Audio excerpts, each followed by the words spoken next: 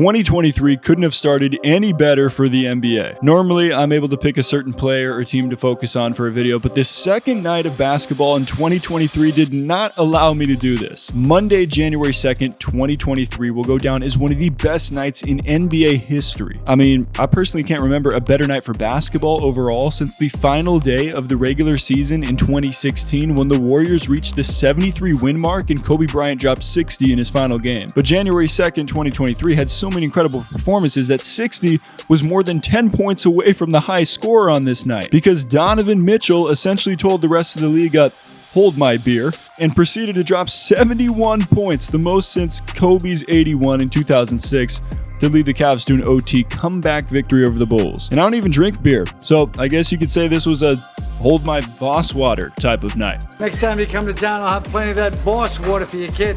I wouldn't want him to go thirsty. Anyway, you get the expression, and it definitely applied to this night in the NBA. So today, we'll take a look at all the great games and individual performances that happened on the same night in the association.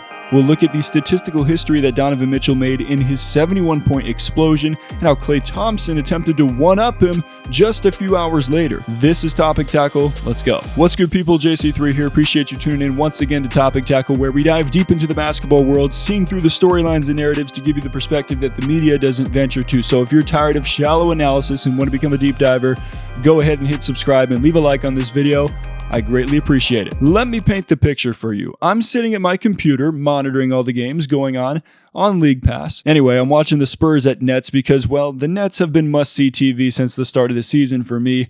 Kyrie is cooking early. The Spurs are a team full of young bloods, as Uncle Drew would call it, thus the reason for this reference. KD is putting in work as well, making difficult shots look easy like he does on a nightly basis.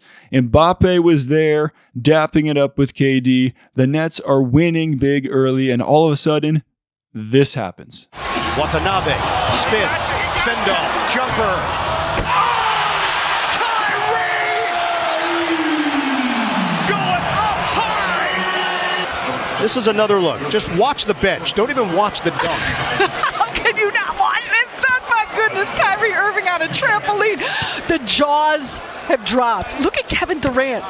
Look at... When I say that this was my reaction when watching this play live, I ain't lying. As great of a night it was for the Nets, who earned their 12th win in a row, and for Kyrie, who had 27 points and 8 rebounds, and KD, who added 25 points and 11 assists, these numbers were on the low end of the spectrum on this night, because while the Nets game was going on, LeBron was making more history in Charlotte as he became one of 2 players in NBA history to record back-to-back 40-plus point games at age 35 or older. And ironically, the other player to do this is the owner of the team that he just joined in this accomplishment, Michael Jordan. LeBron dropped 43 points to go along with 11 rebounds and 6 assists in the Lakers' 121-115 win at Charlotte, and 2 of his points came on a ridiculous lob and reverse slam on the break. Just another incredible performance by the now 38-year-old LeBron James, who credits good nutrition and optimal sleep for still being elite at his age. I wonder what he considers optimal.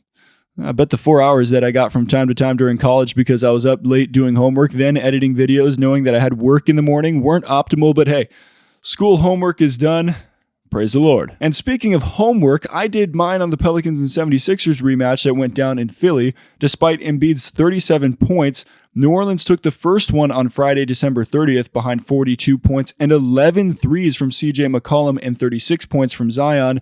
The rematch in the new year did not disappoint, as Philly pulled this one out 121-11 behind Embiid's 42 points and 11 rebounds. He was doing what he does out there. The man is money from any spot on the floor, and he's able to get easy baskets when James Harden sets him up. The Beard went for 27 points and 8 assists.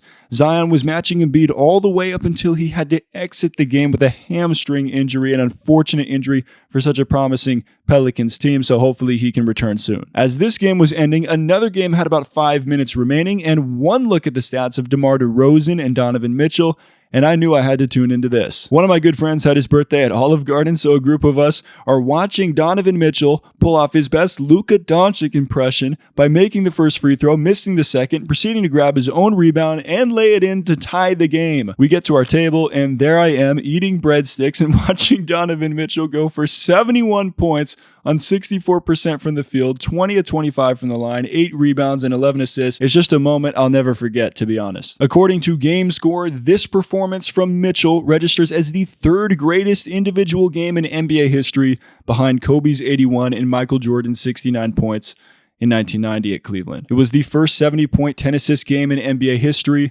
Move over, LeBron, because the Spider now has the Cavs franchise record for points in a game. Along with the statistical history, there was another great story to come out of this game.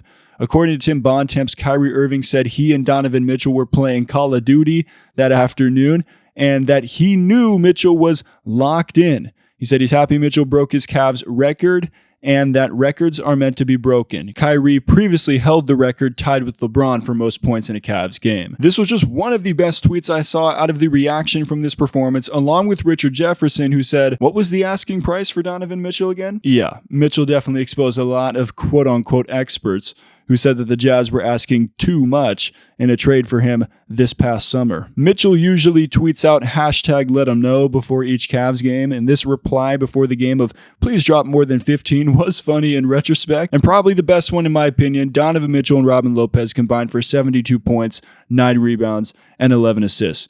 You gotta love the monster 1-in-1 game from Robin Lopez. But just when you thought the night was done, the Warriors and Hawks decided to play 2 overtimes due to wild plays, scramble plays like this, where Dante DiVincenzo ended up with an open 3 to tie the game. A Klay Thompson, who on any other night would have been the high man for points scored in the association, dropped an insane 54 points with 10 made threes. He now sits with Steph and Damian Lillard as players with 10-plus games with 9-plus made threes in a career. And I feel like I'm forgetting someone. I need a recovery beer. Oh, that's right. Yeah, Luka had 39 points, 12 rebounds, and 8 assists as the Mavs beat the Rockets again, but that's no big deal. That seems like a low night for him at this point. So let me know what you think in the comments down below. Will another player pass 71 points in a game this season? And if so, who? Let me know what you think in the comments down below, and we'll be back with more Topic Tackle coming soon. As always, stay solid, people.